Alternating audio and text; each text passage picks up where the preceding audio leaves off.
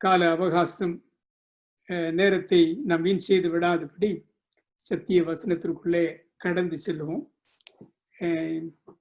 இறைவா, உம்முடைய திருசமூகத்திலே என் தலையை நான் வணங்குகிறேன், சாய்க்கின்றேன், உம்மிடத்திலே என்னை அர்ப்பணிக்கின்றேன் என்ற மனோபாவத்தோடு கண்களை மூடுவோம்.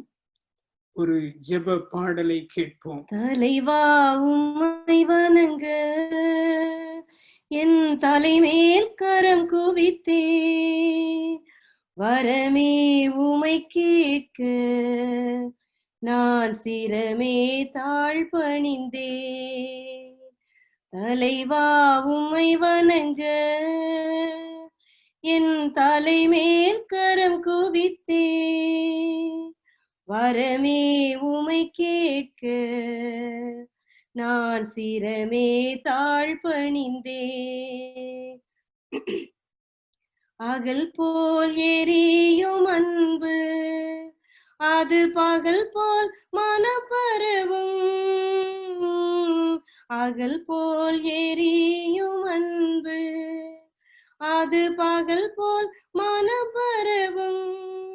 நிலையாய் உமை நினைத்தால் நான் மலையாய் உயர்வடைவேன், நான் மலையாய் உயர்வடைவேன். தலைவா உம்மை வணங்க என் தலைமேல் கரம் குவித்தேன், வரமே உமை கேட்க நான் சிரமே தாழ்பணிந்தேன். நீர் போல் தூய்மையையும் என் நினைவில் ஓடச் செய்யும், நீர் போல் தூய்மையையும் என் நினைவில் ஓடச் செய்யும்.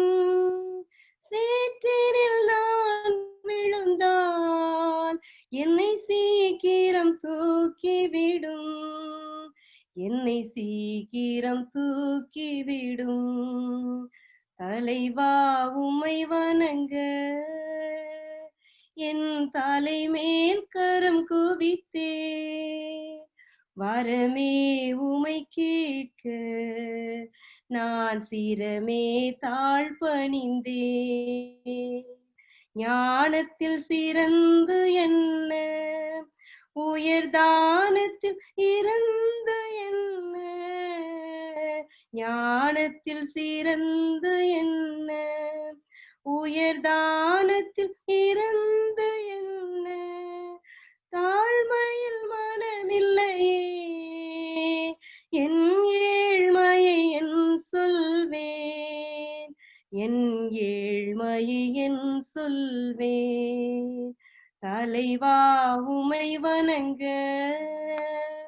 என் தலைமேல் கரம் குவித்தே, வரமே உமை கேட்க நான் சிரமே தாழ்பணிந்தேன், நான் சிரமே தாழ்பணிந்தேன். ஆமென்.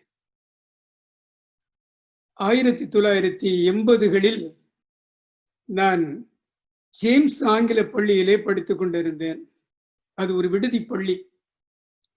அநேக சம்பவங்கள் இன்னும் மனதிலே பச்சை மரத்தில் அடிபட்ட ஆணி போல பதிந்திருக்கிற ஆணி போல இருக்கின்றது.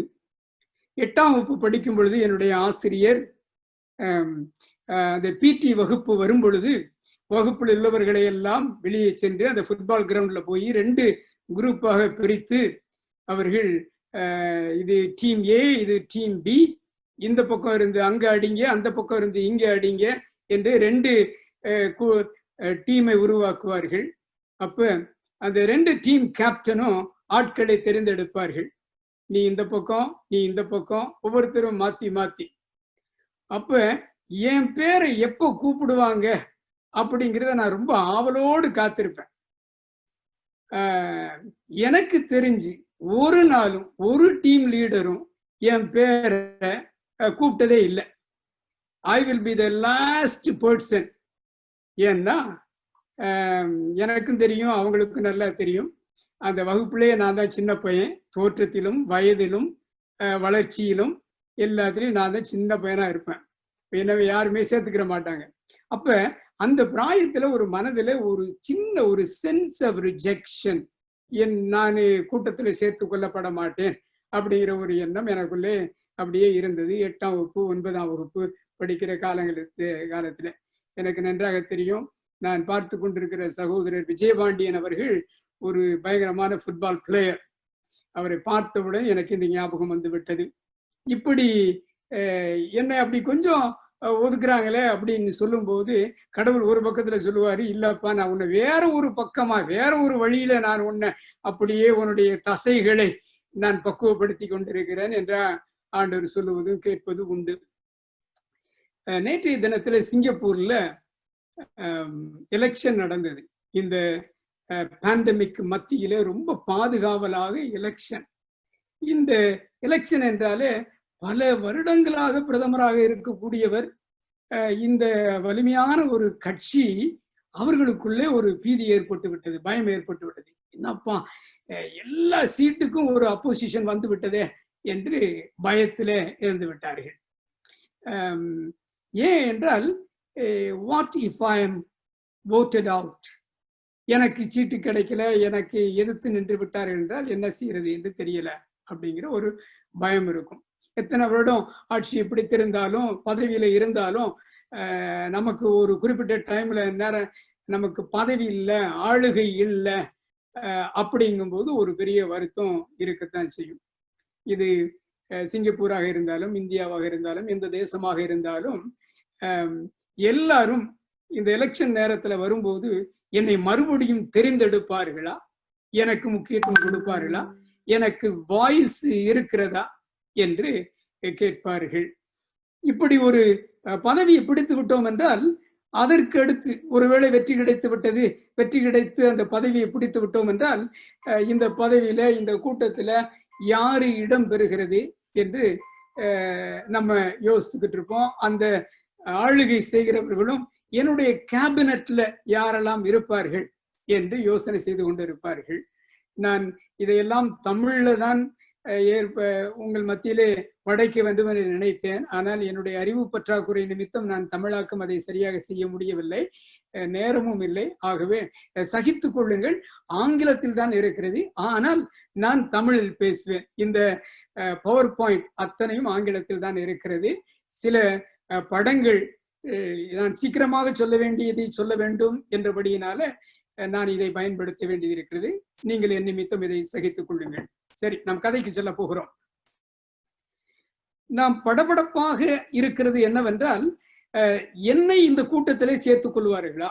ஒரு மந்திரி சபை, ஒரு நாடாளுமன்றம், ஒரு பாராளுமன்றம் என்ற ஒரு சபையை கூட்டும் பொழுது எனக்கு அதில் இடம் கிடைக்குமா? நான் ராஜாவுடைய அந்த கேபினட்ல கூட்டத்துல எனக்கு நான் இடம் பெறுவேனா என்பது நம்முடைய மனதிலே ஒரு ஏக்கமாக இருக்கும்.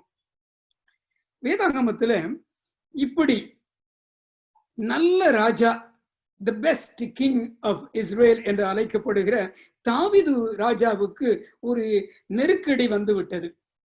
அவர் யுத்த களத்திலே இறங்கி ஒரு வல்லமையான போராளியாக இருந்தார், வெற்றி கண்டார், எங்கும் சமாதானம் இருந்தது. ஆனால் ஒரு சமயத்துல வீட்டிலே குழப்பம் இருந்தது. அதை அடுத்து ஒன்றை அடுத்து அவருடைய ராஜாங்கத்திற்கே ஒரு பாதிப்பு ஏற்பட்டு விட்டது. 2 சாமுவேல் 16ஆம் அதிகாரத்திலிருந்து 19வது அதிகாரம், இந்த அதிகாரங்களை நீங்கள் வாசித்து பார்ப்பீர்கள் என்றால் என்னுடைய வேத புத்தகத்திலே ஒரே இரத்த கலரியாக இருக்கிறது என்றுதான் நான் சொல்ல வேண்டும். அந்த அளவுக்கு உள்நாட்டு குழப்பம், குடும்பத்துல குழப்பத்திற்கு காரணம் என்றால் இந்த தகப்பனுக்கும் மகனுக்கும் இடையே இருந்த உட்பூசல். தாவீது ராஜாவுடைய மகன் அப்சலோம் எதிர்த்து நின்று விட்டார், கோட்டையை பிடித்து விட்டார். இப்போதும் அவர் தகப்பனுக்கு விரோதமாக அத்தனை காரியங்களும் செய்து கொண்டிருக்கின்றார். மக்கள் மத்தியிலே தாவீது ராஜாவே, உம்முடைய பெயர் தூஷிக்கப்பட்டு விட்டது, எல்லாம் அது நறுமணம் போய்விட்டது என்று சொல்லி அந்த கோட்டையை பிடித்து விட்டார். அடுத்து இன்னும் தாமதித்து எருசலேமிலேயே இருந்தால் உயிருக்கு ஆபத்து வந்துவிடும் என்பதை கேட்டவுடனே தாவீது தன்னுடைய கூட்டாளிகள் எல்லாரும் கூட சேர்ந்து அவர் எருசலேம் பட்டணத்தை விட்டு நதியை கடந்து அப்புறம் செல்லுகிறார். கதையை நான் சுருக்கமாக சொல்லிவிடுகின்றேன். நீங்கள் இதை நேரம் இருக்கும்போது 2 சாமுவேல் 16ஆம் அதிகாரம் 17, 18 ஆகிய அதிகாரங்களை நீங்கள் வாசித்து பாருங்கள். ராஜா துக்கத்துடன தன்னுடைய மந்திரிமார்களோடு, தனக்கு சப்போர்ட் பண்ணக்கூடியவர்களோடு அவன் பட்டணத்தை விட்டு, தலைநகரை விட்டு வெளியே புறப்பட்டு போகிறான். அவன் கூட இருந்தவர்கள் எதிராளி கட்சியிலே சேர்ந்து விட்டார்கள். அவனுக்கு விரோதமாக ஆலோசனைகளை நடத்தி கொண்டு இருக்கின்றார்கள். என்ன செய்யறது என்றே தெரியவில்லை. தாவீதுக்கு ஒரு பெரிய நெருக்கடி வந்து விட்டது. அவன் செய்ததெல்லாம் ஜெபம்தான் என்று வேதம் சொல்லுகிறது. ஜெபிக்க ஆரம்பித்து விட்டான். ஆண்டவர் ஜெபத்தை கேட்பார் அல்லவா? அவன் எருசலேமை விட்டு வெளியே போகும் பொழுது அவனை சந்தித்த அநேகர், அதிலே குறிப்பாக நான் 3 பேரை சுட்டி காட்டப் போகின்றேன். ஏனென்றால் இந்த தாவீது தன்னுடைய மகனோடு தொடுத்த யுத்தத்திலே வெற்றி கண்டு மறுபடியும் யோர்தானை கடந்து எருசலேமுக்கு ராஜ்யபாரத்தை ஸ்தாபிப்பதற்காக, சிம்மாசனத்தை பிடிப்பதற்காக மறுபடியும் எருசலேமை நோக்கி வருகிறானே, அப்பொழுது அவனை சந்திக்க வந்த அநேகர்கள் அந்த 3 பேர் குறிப்பிடத்தக்கவர்கள். அதாவது 3 பேர் அவர் வெளியே போகும்போது அவரை சந்திக்க வந்தார்கள்.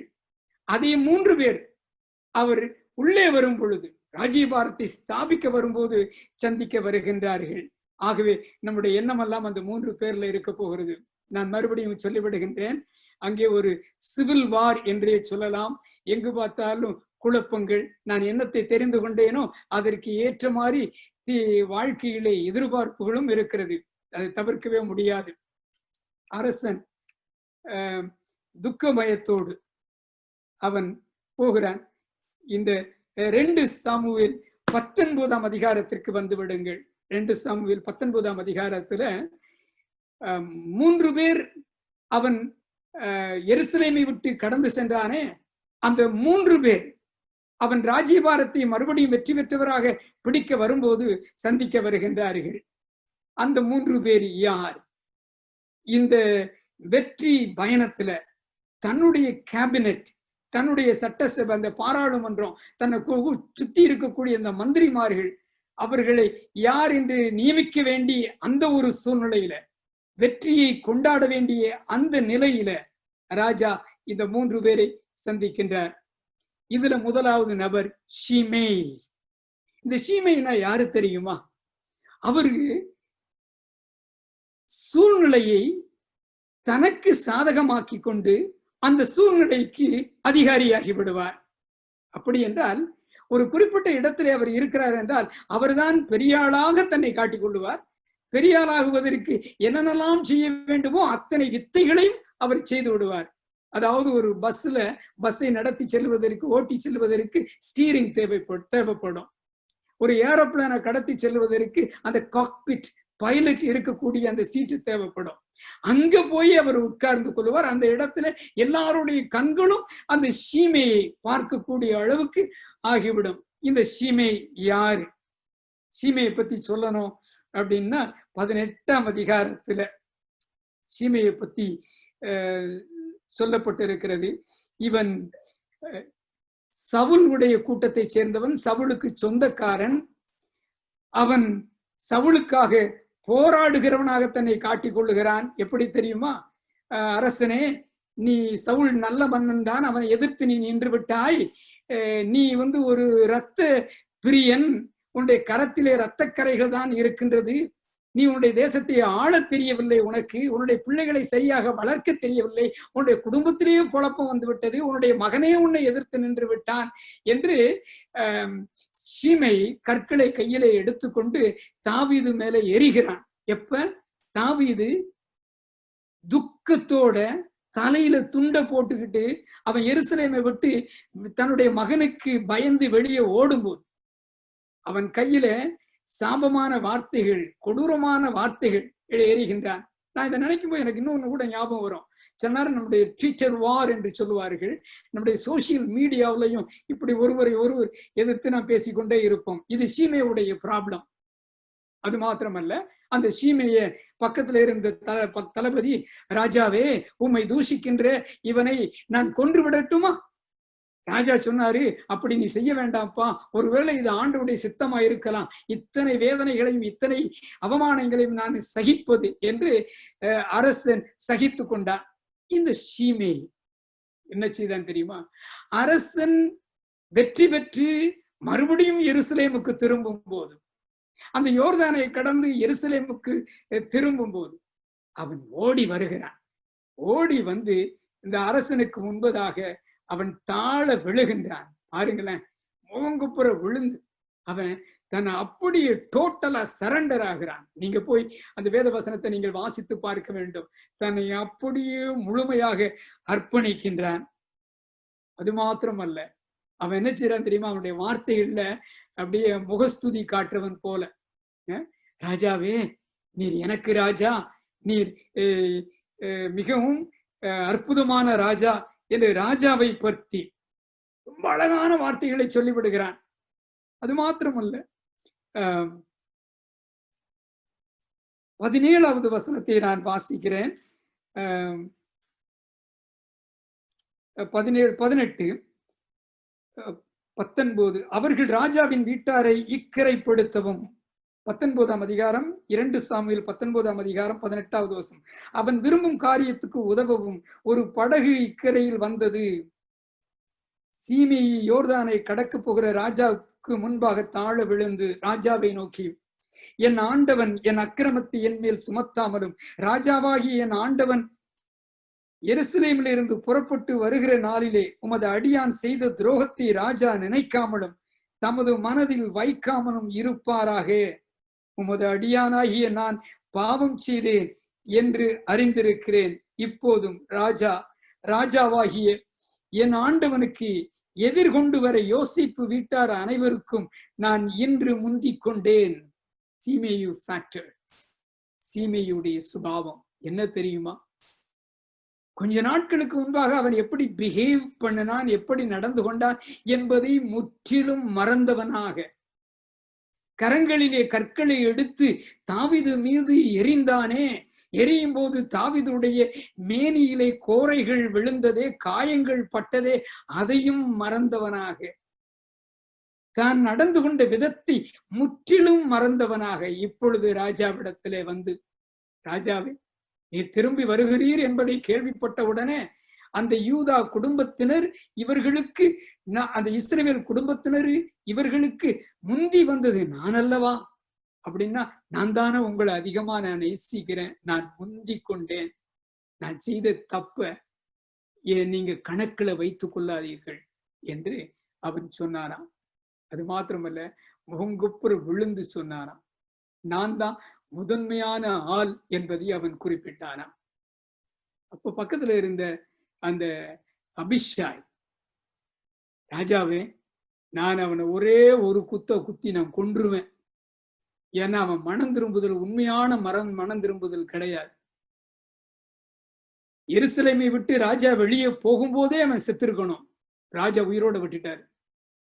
எருசலேமுக்குள்ள ராஜா திரும்பி வரும்போது அவன் மறுபடியும் இந்த சாகனம், ஏன்னா அவனுடைய பேச்சில, அவனுடைய பிஹேவியர்ல இதுல இருந்தது எல்லாமே ஒரு மாய்மாலம் தான் என்பதை அபிஷாய் புரிந்து கொண்டார்.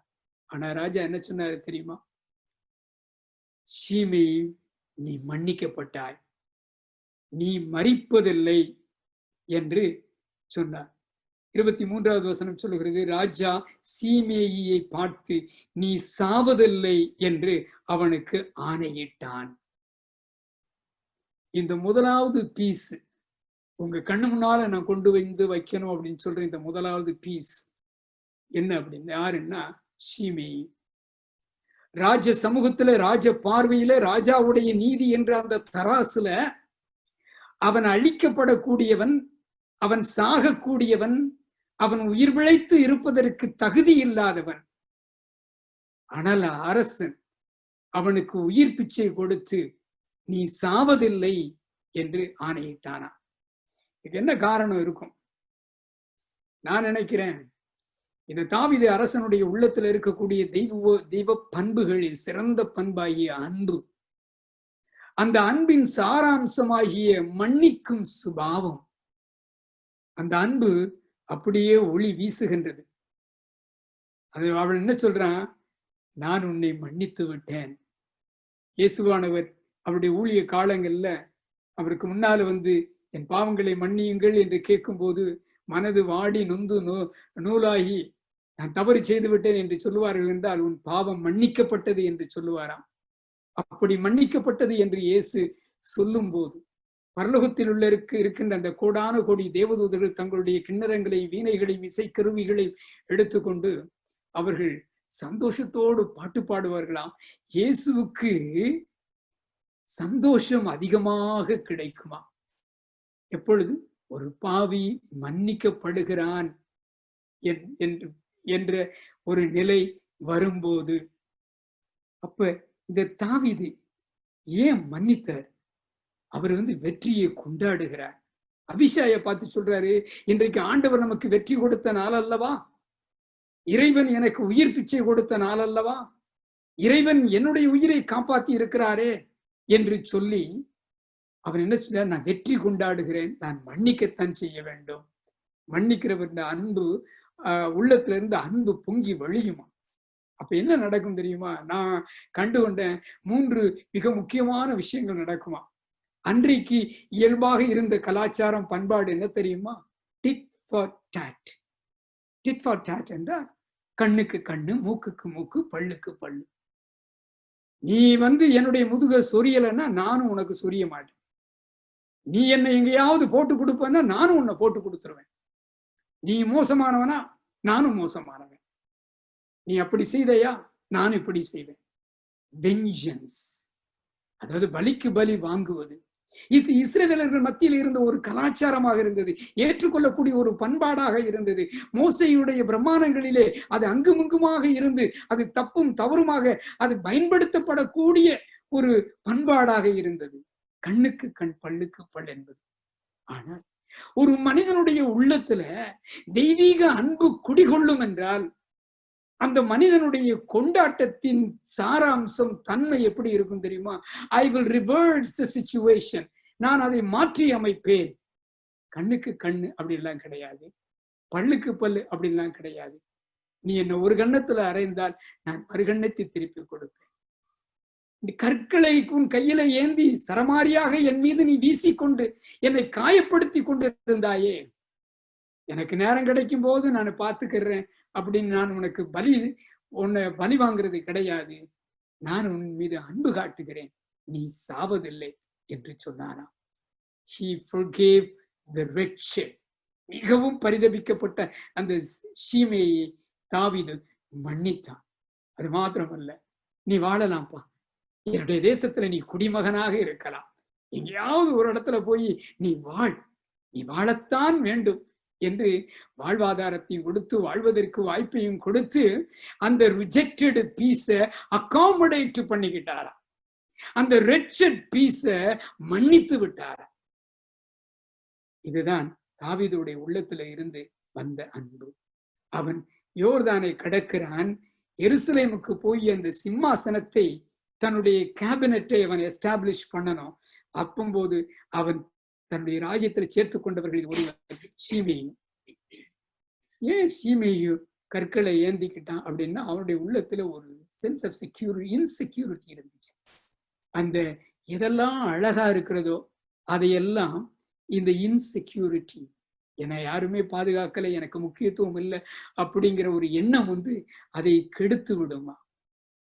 அது என்ன செய்யும் தெரியுமா? பிறருக்கு தீமை செய்வதற்கு தூண்டிவிடும், கசப்பு உணர்வுகளை உள்ளத்திலே வைத்துவிடும். என் உள்ளத்திற்குள்ள என்ன இருக்குது? சீமையுடைய உள்ளத்துல சவுல் ராஜாவாக இருந்தா நான் மந்திரியாக இருந்திருப்பேன், நான் சுகபோகமா வாழ்ந்திருப்பேன். இவன் ராஜாவாகி விட்டானே தாவீது, எனக்கு ஆளுகை இல்லையே அப்படின்னு தாவீது மேல ஒரு வெறியும் ஒரு பொறாமையும் தாவீதை குறித்த ஒரு பயமும் அவனுடைய மனதுல ஒரு இன்செக்யூரிட்டியை உருவாக்கி இருந்தது. அந்த இன்செக்யூரிட்டி தான் அவன் கையில கற்களை எடுத்துக்கொள்ளக்கூடிய அளவுக்கு இருந்துச்சு. இன்னைக்கு நம்ம யாருமே கல்லை கையில எடுக்கிறது இல்லை. டெலிபோனை கையில எடுத்துருவோம், மெசஞ்சரை கையில எடுத்துருவோம். நம்ம என்ன செஞ்சிடும் தெரியுமா? சரமாரியா யோசிக்காம பல காரியங்களை பேசிவிடுவோம். அடுத்து இன்னொரு நபர் தாவீதை சந்திக்க வந்தார். அவரு யாருன்னா மேவிபோஷேத். இந்த மேவிபோஷேத் யாரு? யோனத்தானுடைய மகன். தாவீது சவுலுக்கு பேரன். இதை விட இன்னும் தெளிவா சொல்லணும் அப்படின்னா, இந்த மேவிபோஷேத்து அவன் ஒரு முடவன். அவனால இயங்க முடியாது. அவன் broken piece. அவனுக்கு என்ன பிரச்சனை? அவன் முடவனா இருக்கிறதுனால அவனுடைய சொத்துக்களுக்கு பாதிப்பு ஏற்பட்டு விட்டது. அவனுடைய சொத்துக்களை அவனுடைய வேலைக்காரன் ஷீபா பங்கு போட்டுக்கிட்டு இருக்கிறான். அவனும் குடும்ப பிரச்சனையினால, தனிப்பட்ட முறையில் இருக்கக்கூடிய பிரச்சனையினால தத்தளித்து கொண்டு இருக்கிறான். இவன் ராஜா எருசலேமை விட்டு வெளியே போகும்போது ராஜாவை சந்தித்தான். ராஜாவை சந்தித்து தன்னுடைய பிரச்சனையை சொன்னான். அதற்கு முன்பதாகவே ராஜா அவனுடைய பிரச்சனை எல்லாவற்றையும் பார்த்து அவனுடைய தேவைகளை சந்தித்து விட்டார். அவனுடைய தேவை என்னதான் இருந்துச்சு தெரியுமா? உன்னுடைய சொத்துக்கள் எல்லாம் உனக்கு கட்டாயம் திருப்பி கொடுக்கப்படும். சவுலுடைய வீட்டை சார்ந்த அத்தனை சொத்துக்களும். ஷீபா வா, ஷீபா நீ மேவிபோஷேத்தை கவனித்துக்கொள். மேவிபோஷேத்து பேர்ல இருக்கக்கூடிய அத்தனை சொத்துக்களை நீ பாதுகாத்துக்கொள் என்று சொன்னார். எதுக்கு? யோனத்தானுடைய வீட்டார் பாதுகாக்கப்பட வேண்டும் என்றார். அது மாத்திரமா? மேவிபோஷேத் கவலைப்படாதப்பா, உன் நிலைமையை நான் புரிஞ்சுக்கிட்டேன். நீ எருசலேம்ல அந்த ராஜ பந்தியில என்னோடு கூட உனக்கு ஒரு சீட்டு நான் ரிசர்வ் பண்ணி இருக்கிறேன். It doesn't matter who you are. You may be crippled or broken or useless. நீ சிதைக்கப்பட்டவனாக இருக்கலாம், எப்படிப்பட்டவனாக இருக்கலாம், நீ பயன்படுத்தப்பட முடியாதவனாக இருக்கலாம். நான் என்ன செய்வேன்? உன்னை நான் பாதுகாப்பேன். நீ இருக்கிறது வரையில நீ ராஜ பந்தியில ஒரு சீட்டு உனக்கு உண்டு. நீ இடம் பெறுவாய். என்னுடைய கேபினட்ல நீ இடம் பெறுவாய். என்னை புரிந்து கொள்ளுங்கள். அது மாத்திரமல்ல, உன் எதிர்காலத்திலையும் உன்னுடைய பிள்ளைகளுடைய சந்ததிக்கும் சொத்துக்கள் அது பாதுகாப்பாக வைக்கப்படும். ஷீபா நீ இதை கண்காணித்துக்கொள் என்று ராஜா முதலியே சொல்லிட்டான். அந்த ராஜா மறுபடியும் அவர் வருகிறார். யோர்தானை கடந்து எருசலேமுக்கு ராஜ்யபாரத்தை ஸ்தாபிப்பதற்கு வரும்போது மேவிபோஷேத் அவன் நொண்டி வருகிறான். ராஜாவிடத்திலே வந்து ராஜாவே என்று தாழ விழுகின்றான். ராஜா சொல்றாரு, என்னப்பா மேவிபோஷேத்தே, நீ என்ன கண்டுக்கிறலையா அப்படின்னு கேட்கிறார். இப்ப உனக்கு என்ன வேணும் என்று கேட்கிறார். அப்ப அவன் சொன்னா, ராஜாவே நான் என்னுடைய நிலைமை என்னன்னு உங்களுக்கு தெரியும். அது மாத்திரமல்ல, என்னுடைய வேலைக்காரன் ஒருத்தன் ஷீபா இருக்கிறான் தெரியுமா, அவனும் என்னை ஏமாத்திட்டான். எந்த சொத்துக்கள் எல்லாம் எனக்கு நீங்க எழுதி வச்சீங்களோ நான் அதை அபகரிக்க வேண்டும், அதை ஆளுகை செய்ய வேண்டும் என்று நினைத்தீரோ, அதெல்லாம் பாதிக்கப்பட்ட லெவல்ல இருக்கிறது என்று சொன்னானாம். அப்பொழுது ராஜா சொன்னாரு, கவலைப்படாத, நான் அதெல்லாம் நான் சரிபடுத்தி விடுகின்றேன். மேவிபோஷேத் உனக்கு என்னப்பா என்று கேட்கிறார். அப்பொழுது ஏற்கனவே இந்த இரட்டத்தனையான ஆசீர்வாதங்களை அனுபவிக்கிற இந்த மேவிபோஷேத்து ராஜாவை பற்றி ராஜாவிடத்துல சொன்னான். 2 சாமுவேல் 19ஆம் அதிகாரம் 28வது வசனம் 2 வாக்கியங்களை சொன்னான். எனக்கு பிடித்த வாக்கியங்கள். 2 சாமுவேல் 19ஆம் அதிகாரம் 28வது வசனம். ராஜாவாகி என் ஆண்டவனுக்கு முன்பாக என் தகப்பன் வீட்டார் எல்லாரும் சாவுக்கு ஏதுவாய் இருந்தார்களே ஒழிய மற்றபடி அல்ல. ஆனாலும் உமது பந்தியில் சாப்பிடுகிறவர்களோடு உமது அடியனை வைத்தீர். இன்னும் நான் ராஜாவிடத்தில் முறையிட இனி எனக்கு என்ன நியாயம் இருக்கிறது? மகனே நீ கேள் என்று சொன்ன உடனே மேவிபோஷேத்து சொன்னா, மன்னா என்னுடைய குடும்பத்தார் எல்லாரும் உம்முடைய பட்டயத்திற்கு இரையாக கூடியவர்கள், எல்லாரும் செத்து போகணும், ஒருத்தர் கூட உயிரோடு இருக்கக்கூடாது. நாங்கள் எல்லாம் உம்முடைய பார்வையில சபிக்கப்பட்டவர்கள் தான். ஆனா எங்களை உயிரோட வச்சிருக்கிறீங்களே, அது மாத்திரமா? உம்முடைய பந்தியிலையும் எனக்கு ஒரு சீட்டு போட்டு கொடுத்திருக்கிறீங்களே, நான் ஒரு முடவன் என்று பாராதபடி, பயனற்றவன் என்று பாராதபடி, என்னையும் இந்த புரோக்கன் பீஸையும் நீர் பயன்படுத்துகிறீரே, இனி உம்மிடத்துல நான் என்ன கேட்கிறது என்று தன்னுடைய உள்ளத்தை கரைத்து கொட்டி விட்டான். அது மாத்திரமா சொன்னான். 30வது வசனத்துல, அப்பொழுது ராஜா அவனை பார்த்து, உன் காரியத்தை குறித்து அதிகமாய் பேசுவானேன், நீயும் சீபாவும் நிலத்தை பங்கிட்டுக் கொள்ளுங்கள் என்று நான் சொல்லுகிறேன். சீபாவை கூப்பிட்டு, நான் உனக்காக சீபாவிடத்துல இருந்து உனக்கு சேர வேண்டியவைகளை நான் பிரித்து கொடுத்து விடுகிறேன் என்று சொன்னபோது மேவிபோஷேத் சொன்னான். அதற்கு மேவிபோஷேத் ராஜாவை நோக்கி, ராஜாவாகி என் ஆண்டவன் சமாதானத்தோடு தம்முடைய வீட்டுக்கு வந்திருக்கும் போது அவனே எல்லாவற்றையும் எடுத்துக் கொள்ளட்டும். மன்னா, எனக்கு அந்த சொத்துக்கள் வேண்டாம். சீபா என்னிடத்திலிருந்து அபகரித்துக் கொண்ட சொத்துக்கள், சீபா ஆளுகை செய்கின்ற அந்த சொத்துக்கள் எனக்கு வேண்டாம். ஏன் என் சொத்து கூட எனக்கு வேண்டாம் ராஜா. ஏன் தெரியுமா? நீங்க ஒரு இக்கட்டுல இருந்து விடுதலை பெற்று இந்த எருசலேம்ல ராஜ்யத்தை கைப்பற்ற வந்து, இந்த எருசலேம் உம்முடைய ஆளுகைக்கு கீழே வர இருக்கிறதே, நீர் ஆளுகை செய்ய போகிறீரே, அதுவே பெரிய விஷயம். ரொம்ப பிரமாதமான விஷயம். உங்க ஆளுகைக்கு கீழே நான் இருக்கிறேனே, அது போதும். எனக்கு அந்த சொத்துக்கள் வேண்டாம், அது அவனை வைத்துக் கொள்ளட்டும். எனக்கு என்ன தோணுது அப்படின்னா, ராஜாவுடைய ஆளுகையே போதும். அவர் என்னை ஆட்சி செய்தால் அது போதும். இயேசு தம்முடைய சீடர்களுக்கு ஒரு அழகான ஜெபம் சொல்லி கொடுத்தார். பரலோகத்தில் இருக்கிற எங்கள் பிதாவே, உம்முடைய நாமம் மகிமைப்படுவதாக, உம்முடைய ராஜ்யம் வருவதாக. ஆண்டவருடைய ராஜ்யம் இந்த பூமிக்கு வரும் என்றால் ஒவ்வொருடைய இருதயத்தையும் அது கொள்ளை கொள்ளுமா.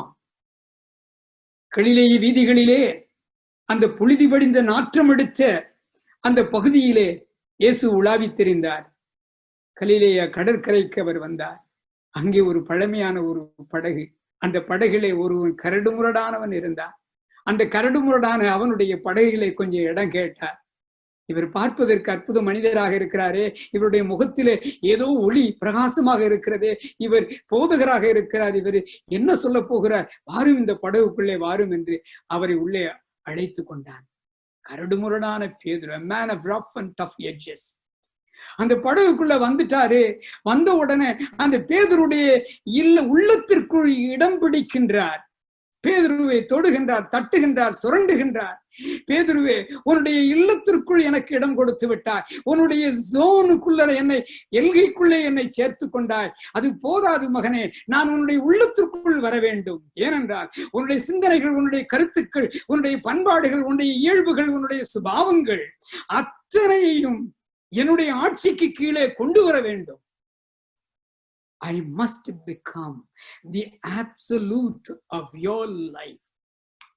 பேதுரு இடத்துல சொல்றார், அவனை தட்டுகிறார். And Jesus was rocking the boat called Peter, so that the rough and the tough edges of Peter will be smoothened. அதாங்க நடக்குது. ஆண்டவர் நம்முடைய இருதயத்திற்குள்ள வந்து நம்மை ஆளுகை செய்யணும்னு விரும்புகிறார். இந்த அனுபவத்தை பெற்ற பவுல் அப்போஸ்தலன் சொல்கிறார், நான் என்று இயேசுவை சந்தித்தேனோ அந்த இயேசுவை சந்தித்த உடனே அவர் என் இதயத்திற்குள்ள வந்தாரு. என்னுடைய மாம்சமும் அந்த மாம்சத்தின் சுபாவ இச்சைகள் அனைத்தும் சிலுவையிலே அவரோடு அறையப்பட்டது. இனிமேல் நான் அல்ல, அவர்தான் என்னை ஆளுகை செய்யட்டும் என்று சொன்னார்கள். இதைத்தான் அந்த மேவிபோஷேத்தும் புரிந்து சொல்லி இருப்பார் என்று நான் நம்புகின்றேன். ராஜாவே, நீர் அந்த சிம்மாசனத்தில் உட்கார்ந்திருந்து நீர் ஆளுகை செய்கிறீர் என்றால் எனக்கு ஏனையா சொத்து, எனக்கு எதற்கு இந்த உலகத்தின் அந்தஸ்து, எனக்கு எதற்கு பட்டம் பதவி, எனக்கு எதற்கு இந்த உலகத்தின் ஆட்டமும் ஓட்டமும் தேவையில்லை. அவனே எல்லாவற்றையும் எடுத்துக்கொள்ளட்டும். ராஜா சிம்மாசனத்துல வரப்போகிறீங்களே, அது போதும் என்று மேவிபோஷேத்து சொன்னானா?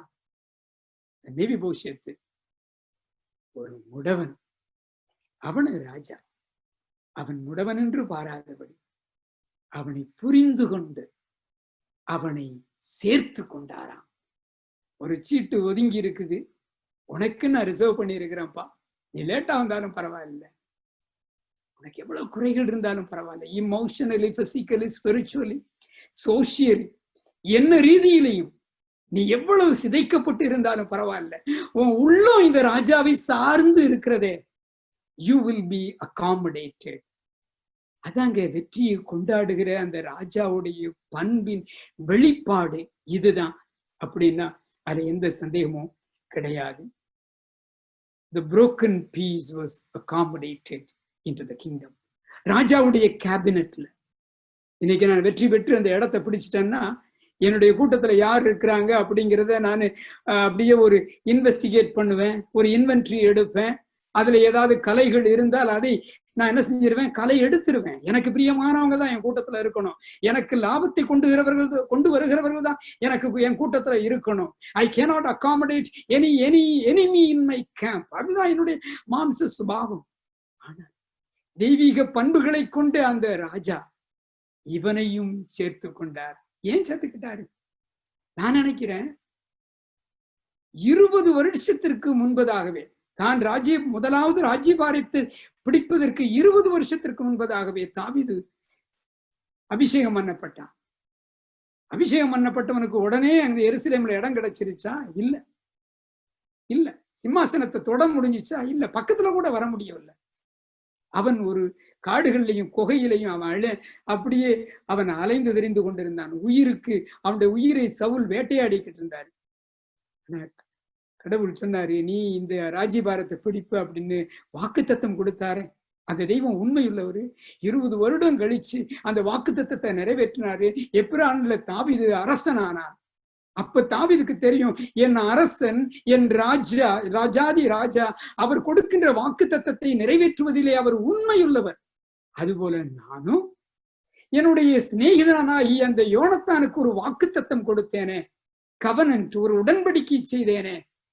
நான் அரசனானால் யோனத்தானுடைய குடும்பத்தை காப்பாற்றணும் அப்படின்னு அதை நிறைவேற்றுவேன் என்பதை புரிந்து கொண்டார். தேவனுடைய சமூகத்தில் உட்கார்ந்து தேவனை ஆராதனை செய்து கொண்டிருக்கக்கூடிய அரசனாக இருந்தால், தலைவனாக இருந்தால், அவன் போதகனாக இருந்தால், ஊழியத்தை நடத்துகிறவனாக இருந்தால், அவனுடைய எண்ணமெல்லாம் அந்த ராஜாவுடைய எண்ணங்களால் ஆண்டு கொள்ளப்பட்டு இருக்கும். அது சந்தேகமே கிடையாது. என் தேவாதி தேவன் அவர் எனக்கு கொடுத்த வாக்குத்தத்தத்திலே உண்மையுள்ளவர் நிறைவேற்றுவதில். அதுபோல நானும் உண்மையுள்ளவனா இருப்பேன் அப்படின்னு முடவனா இருந்தா கூட பரவாயில்லை, I will fulfill the promise என்று சொன்னார். 3வது ஒருத்தன் ராஜாவை சந்திக்க வந்தான். இவரும் எருசலேமை விட்டு ராஜா வெளியே போகும்போது ராஜாவை சந்தித்தவர். இவருக்கு ஒரு கவர்ட்டிங் ப்ரொஃபைல் இருக்குது. ப்ரொஃபைல் என்றால் யாருக்கும் விளக்கமாக சொல்ல தேவையே கிடையாது. நம்முடைய ஃபேஸ்புக்கில் ப்ரொஃபைல் அடிக்கடி மாத்திக்கிட்டு இருப்போம். ஏன்னா அப்படியாவது நம்மளை பார்க்கட்டும் அப்படின்ட்டு. நம்ம ப்ரொஃபைல் ரொம்ப முக்கியம். நம்மளை பத்தி மற்றவங்க என்ன புரிஞ்சிருக்கிறாங்கிறது ரொம்ப முக்கியம். என்னை பற்றி என்ன இமேஜ் மக்கள் மத்தியில இருக்கிறது என்பது முக்கியம். பர்சில்லாய் என்று சொல்லக்கூடியவன் ராஜா அப்சலோமுக்கு பயந்து எருசலேமை விட்டு வெளியே போய் அவன் உயிரை காப்பாற்றுவதற்காக அங்குமிங்குமாக ஓடிக்கொண்டிருக்கும் போது மகனாயிம் என்ற ஒரு மலை நாட்டுக்கு சென்றானாம். அந்த மகனாயிம் என்ற மலை நாட்டுல தானும் தன்னுடைய அந்த கும்பலும் பாதுகாப்பான ஒரு இடத்துல இருக்கணும்னு சொல்லும் போது அந்த இடத்துல ஒரு லேண்ட் லார்டு இருந்தார். அவர் பேர் தான் பர்சில்லாய். இந்த பர்சில்லாய் யாரு? வேதம் சொல்லுகிறது, அவர் ஒரு பணக்காரர். அவர் அநேக சொத்துக்கு சொந்தக்காரர். அவருடைய பேர் என்னத்தை குறிக்கிறதுன்னா மேன் ஆஃப் அயன். பர்சில்லா என்றால் ஒரு சிங்க குணம், பலம் உள்ளவன். அது மாத்திரமல்ல, சிங்க குணம், சிங்க பலம் உள்ளவன். அவன் கட்டாயம் காட்டுக்கு அரசனாகத்தான் இருக்க வேண்டும். அவன் தளபதியாக இருக்கின்றான். அவன் ஒரு ஷேக்காக இருக்கிறான் என்றே வைத்துக் கொள்ளுங்கள். அவனுக்கு ஆடு மாடுகள் இருக்கிறது, நிலபலங்கள் இருக்கிறது, நூற்றுக்கணக்கான வேலைக்காரர்கள் இருக்கிறார்கள். அவன் சொன்னால் எல்லாரும் கேட்பார்கள். இப்படி தாவீதும் அவனுடைய கூட்டமும் நம்முடைய எல்லையிலே இருக்கிறார்கள் என்பதை கேள்விப்பட்ட உடனே தன்னுடைய சொத்துக்கள் எல்லாவற்றையும் அவன் அள்ளி கொண்டு வந்து அவன் அரசனுக்கு கொடுக்க ஆரம்பிக்கின்றான். நான் அதை உங்களுக்கு வாசிக்கின்றேன். என்னெல்லாம் கொடுத்தான் என்பதை வாசிக்கிறதற்கு ரொம்ப நல்லா இருக்குது. 17வது வசனம், 17 17ஆம் அதிகாரம் 27 இருந்து நான் வாசிக்கின்றேன். தாவீது மக்னாயிமிலே சேர்ந்த போது அம்மோன் புத்திரரின் தேசத்து ரப்பா பட்டணத்தாகிய சோபி என்னும் நாகாசின் குமாரனும் லோதேபார் ஊரானான அம்மியேலின் குமாரன் மாகீரும் ரோகிலும் ஊரானும் கீலேயாத்தியானுமாகிய பட்சிலாவும். இந்த பட்சிலான்னு சொல்றதுக்கு இத்தனை பாடியா, இவ்வளவு அட்ஜெக்டிவ், இவ்வளவு டிஸ்கிரிப்ஷன் அப்படின்னா ரொம்ப முக்கியமான ஒரு ஆள். என்ன செய்தானா, மெத்தைகளையும் களங்களையும் மண்பாண்டங்களையும் கோதுமையையும் வார்கோதுமையையும் மாவையும் வறுத்த பயிற்றையும் பெரும் பயிற்றையும் சிறு பயிற்றையும் வறுத்த சிறும் பயிற்றையும் தேனையும் வெண்ணையையும் ஆடுகளையும் பால்கட்டிகளையும் தாவீதுக்கும் அவனோடு இருந்த ஜனங்களுக்கும் சாப்பிடுகிறதற்கு கொண்டு வந்தார்கள்.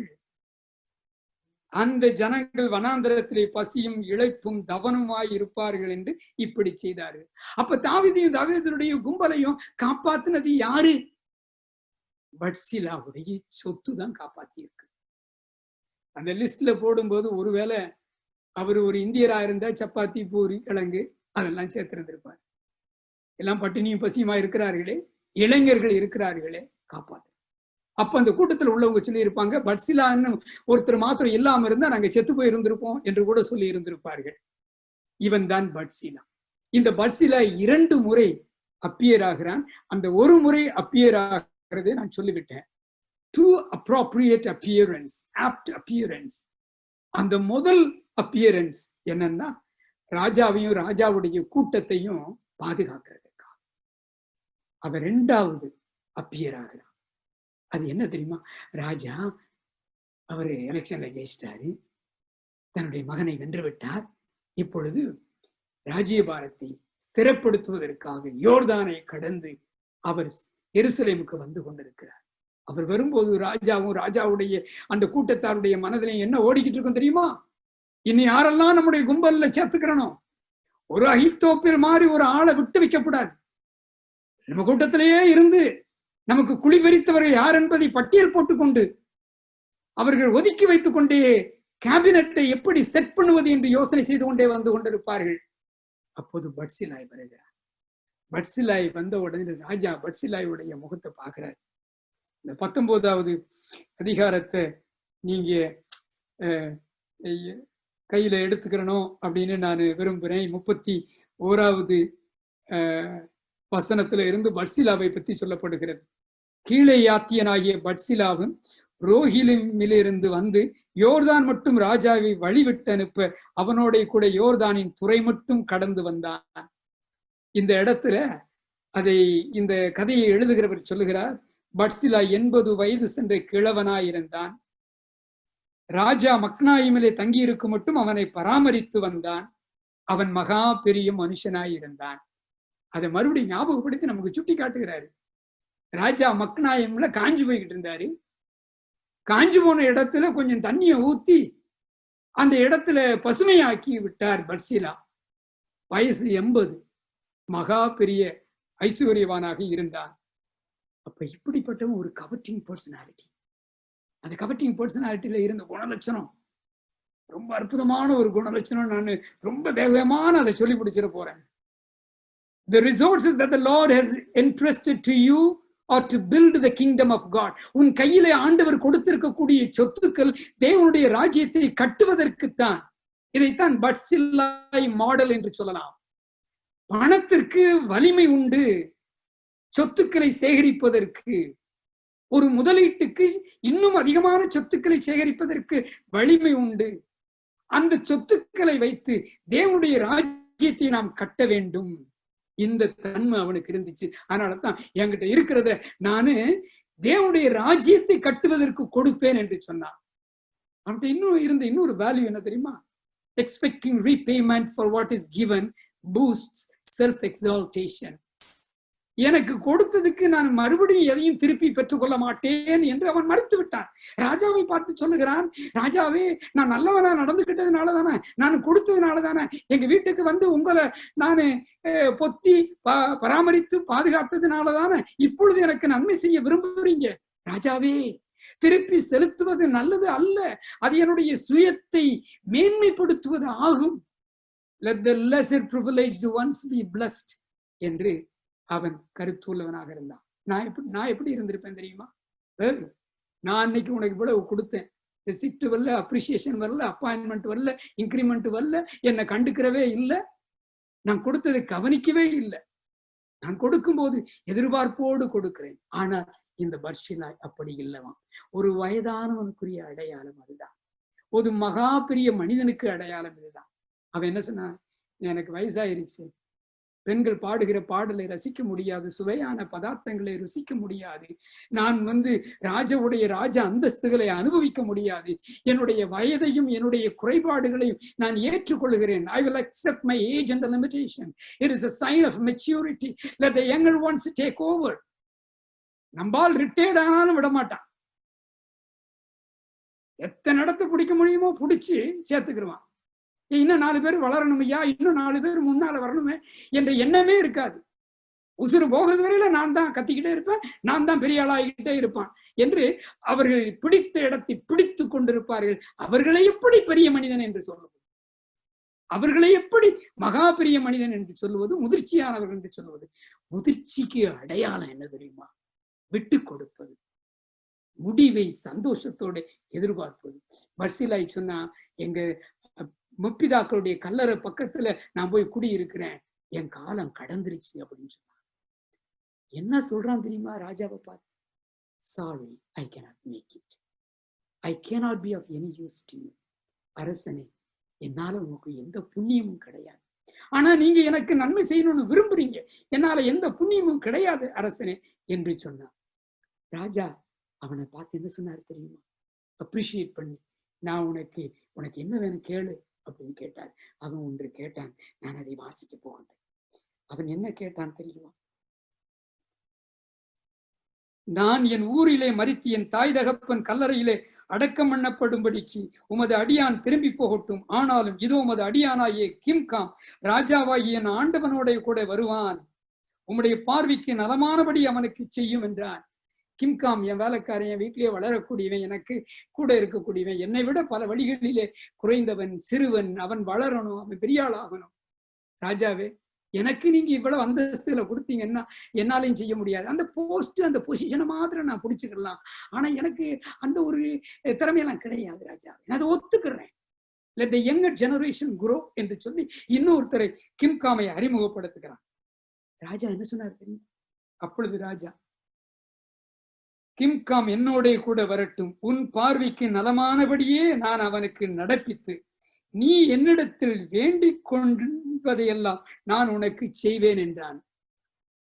பர்சிலா, I will do for him what seems good to you. நான் அவனுக்கு நீ சொன்னபடியே எல்லாம் செய்வேன். உன் இருதயத்தின் வாஞ்சைய அவனை கண்காணிக்கிறதுல நிறைவேற்றுவேன். அது மாத்திரமா? நீ இருக்கு மட்டும், நீ உயிரோட இருக்கு மட்டும், நீ இருக்கிற இடத்துல உனக்கு என்ன தேவையோ அதையெல்லாம் நான் சந்திப்பேன். I will do for you whatever you request of me. I will fulfill the desires of your heart. பர்சிலாய், நான் உன்னை யாருன்னு புரிஞ்சுக்கிட்டேன். நீ மகாபெரிய மனிதன், மகாபெரிய தன்மைகளோடு உன்னுடைய வாழ்க்கையை நடத்தி கொண்டு இருக்காய். இப்படிப்பட்டவனுக்கு நான் செய்ய வேண்டியது என்ன தெரியுமா? நீ எனக்கு பிரயோஜனமா இல்லாட்டாலும், நீ என் கூட டீம் ஒர்க் பண்ணாட்டாலும், நீ எருசலேமுக்கு என் கூட வராவிட்டாலும், நான் உன்னுடைய தேவையை சந்திப்பேன். You may not care for my will and my way, but I will care for your will and your way. அரசன் தன்னுடைய கேபினட்டை செட் பண்றான், அவனுடைய பட்ஜெட்டை பிளான் பண்ணுகிறான். அவனுடைய கேபினட், அவனுடைய பட்ஜெட், அவனுடைய அடுத்த ராஜ்யம், அந்த ராஜ்யத்துல இடம் பெறுகிறவர்களுடைய தன்மைகளை பாருங்களேன். ராஜா எப்படிப்பட்டவர்களை எல்லாம் தன்னுடைய கூட்டத்துல சேர்த்துக் கொள்ளுகிறான் என்று பாருங்களேன்.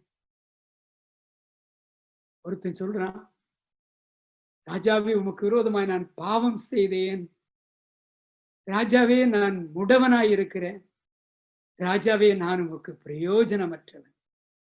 பாவம் செய்தவனை பார்த்து ராஜா சொல்லுகிறார், நீ சாவதில்லை, வாழலாம்.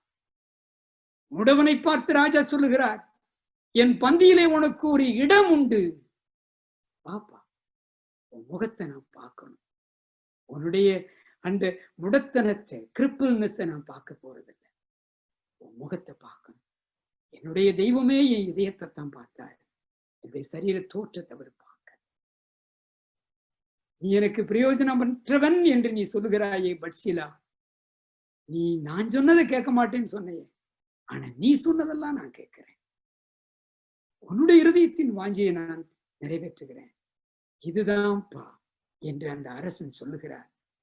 இதை பார்க்கிறேன், இதை கேட்கிறேன், இந்த கதையை வாசிக்கிறேன். என் மனசுல இன்னும் என்ன தோணுது தெரியுமா? ராஜாவே, உங்களுடைய அஜெண்டாவில் நான் இருக்கிறேனா? உங்களுடைய பட்ஜெட்ல நான் இருக்கிறேனா? ராஜாவே, எனக்கு ஏதாவது இடம் உண்டா? இந்த எண்ணங்கள்லாம் சந்தேக எண்ணங்கள் எனக்கு ஓடிக்கிட்டு இருக்கிறது. அப்ப ராஜா சொல்றாரு, I love you more then what is going on in your mind. உன் மனசுல என்ன ஓடுதோ அதை விட அதிகமாக நான் உன்னை நேசிக்கிறேன். நீ ஏன் சாக வேண்டும்? உனக்காக நான் செத்து விட்டேனே என்று அரசன் சொல்லுகிறார். என்னை பார்த்தவர் சொல்றாரு, you are forgiven. You are understood. நீ மன்னிக்கப்பட்டார். நீ எப்படி இருந்தாலும் உன்னை நான் புரிந்து கொண்டேன். உன்னுடைய அந்த பண்புகளை நான் அப்ரிஷியேட் பண்ணுகிறேன். நீ சாவதில்லை, நீ என் பந்தியில இடம் பெறுவாய், நீ உன்னுடைய இருதயத்தின் வாஞ்சியை நான் நிறைவேற்றுவேன் என்று அந்த ராஜா சொல்லுறத நம்முடைய காதுகள் கேட்கிறதா? அந்த ராஜாதி ராஜா மீண்டும் வரப்போகிறார். அவர் வரப்போகிறாரு அப்படிங்கிறதுக்கு தான் இத்தனை ஜூம் மீட்டிங். அது வரப்போகிறாருங்கிறது இந்த கொரோனாவும் சொல்லிக்கிட்டே இருக்கிறது. அவர் வரப்போகிறார். அவர் பந்தியில யாரு இடம் பிடிக்க போகிறது? எனக்கு ஒரு நம்பிக்கை இருக்குது. அந்த பந்தியில எனக்கு ஒரு இடம் கிடைக்கும். நான் நல்லவன் அப்படிங்கிறதுக்காக இல்லை, நான் பரிபூரணமானவன் என்பதற்காக அல்ல, நான் பாராட்டத்தக்க தன்மை உள்ளவன் என்பதற்காக. அவர் ஒரு வாக்குத்தத்தம் கொடுத்தார்.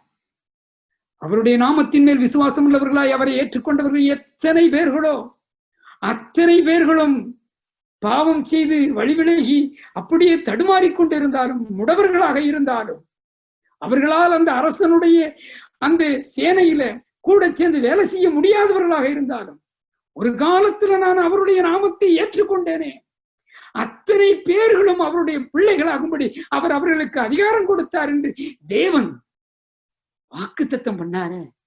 அந்த வாக்குத்தத்தத்தினால நான் பரலோகத்துல இருப்பேங்கிற நம்பிக்கை இருக்கு. ராஜாதி ராஜா வருவார். அவர் வரும்போது உங்கள் ஒவ்வொருவரையும் அவரை அழைத்து செல்லுவார். செய்ய வேண்டியது எல்லாம் தெரியுமா? சஷ்டாங்கமா விழணும். உடைய ஆளுகை என் மீது வரட்டும், அது போதும் என்று சொல்லணும். நீங்க பார்த்து செய்யுங்கப்பா, எது சரியா தோணுதோ அதை செய்யுங்க என்று அவர் என்னை நடத்த என்னுடைய ஸ்டீரிங் அவர் கையில ஒப்படைக்கணும். ஆண்டவர் நடத்துவார். அன்புள்ள தகப்பனே, உம்முடைய நாமம் மகிமைப்படுவதா? உமக்கு ஸ்தோத்திரம் ஐயா. தம்முடைய திருக்குமாரனாகிய இயேசுவை இந்த பூமிக்கு அனுப்பினீர்.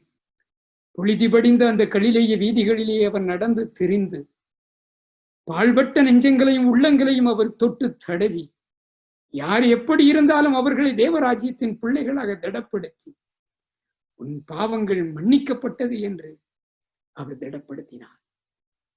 எவ்வளவு முடமை உள்ளவர்களாக இருந்தாலும் ஆண்டவர், கிரிப்பிள்டா, புரோக்கனா, சிதைக்கப்பட்டு இருந்தாலும் என் பந்தியில் வந்து உட்காரு, அது போதும், எல்லாவற்றையும் நான் சரிபார்த்துக் கொள்ளுவேன் என்று அழைப்பு கொடுத்து கொண்டே இருக்கிறேன் ஐயா. ஆண்டவரே, அநேக நேரத்துல உங்க கூட பயணித்து அந்த ஊழியத்துல எங்களுக்கு போதுமான திறமையும் இல்லை, அனுபவமும் இல்லை, வயதும் இல்லை, எங்களால முடியாது என்று நாங்கள் சாக்கு போக்கு சொல்லி மற்றவர்களை அனுப்பி நாங்க பார்த்து செய்யுங்க கடவுளை என்று அந்த ஒரு நிலைமைக்கு போகும்போது கூட உன்னுடைய விசுவாசத்தின் நிமித்தம் நான் உன்னை கைவிடேன் என்று இருக்கிறது வரையில எங்களை காப்பாற்றி கொண்டு வருகிற தெய்வமே, இந்த தேவன் என்றென்றைக்கும் உள்ள சதா காலங்களிலும் நம்முடைய தேவன் மரண பரியந்தம் நம்மை காப்பாற்றுவார் என்று சொல்லுகிற தெய்வமே, உன்னுடைய பண்புகள் தாவீது வழியாக வெளிப்பட்டது ஐயா. அதை தியானிக்க கிருபை செய்தி தகப்பனே. உடைய ராஜ்யத்தை நீர் ஸ்தாபிக்கும் போது இப்படி பலதரப்பட்டவர்கள் அங்கே இடம்பெறுவார்கள். எங்களுக்கும் நீர் ஒரு சீட்டை ஒதுக்கணுமா? இயேசுவின் இன்ப நாமத்தில் செபங்கேளும் நல்ல பிதாவே. ஆமென். ஆமென்.